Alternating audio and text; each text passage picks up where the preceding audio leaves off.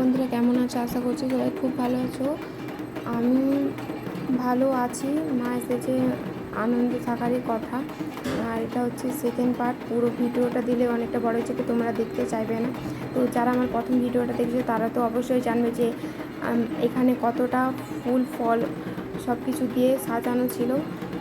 আমাদের বাড়িতে যখন ঘট পুজো হয় তখন কিন্তু 5টা-6টার মধ্যে বামুন ঠাকুর চলে আসে। তার আগেই কিন্তু আমাদের রেডি করতে হয়, আর পুজো শেষ হয় 9টা-10টার মধ্যে। এটা হচ্ছে প্রতিমা পুজো। তবুও আমাদের ভোর 4টে থেকে উঠে সব কিছু রেডি করতে হয়ে যাচ্ছে।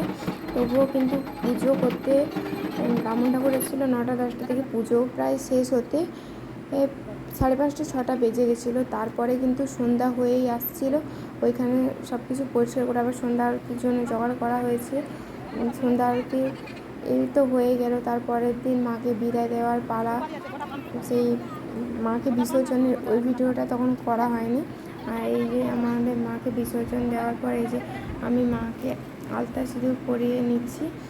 দেখো বন্ধুরা, কতটা দুঃখের সময় যে মাকে বিদায় দিতে হবে। কেন মেয়েদের যেরকম করতে হয় আমি ঠিক জানি না। আর সব মেয়েদের ব্যাপারে এমনিতে বিয়ে দেওয়ার পর মেয়েদেরকে বিদায় দিতে হয়। আর তারপর আবার এই যে ঠাকুরকেও, যে পুজোর পর ঠাকুরকেও যে বিদায় দিতে হয়, এটা জাস্ট মানা যায় না।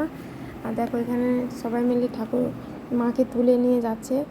আর মাকে বিদায় দেওয়ার সময় কেউ কাঁদুক আর না কাঁদুক, আমার ছেলে কিন্তু সবার হয়ে কেঁদে নিচ্ছিল। আর এখানে আমাদের নদী পালটা দেখো জাস্ট।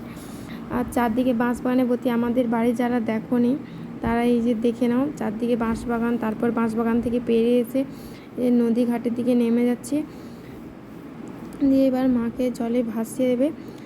দেখো বন্ধুরা, কতটা দুঃখের সময়। আর ভিডিওটা যদি ভালো লেগে থাকে অবশ্যই লাইক, কমেন্ট, শেয়ার করবে।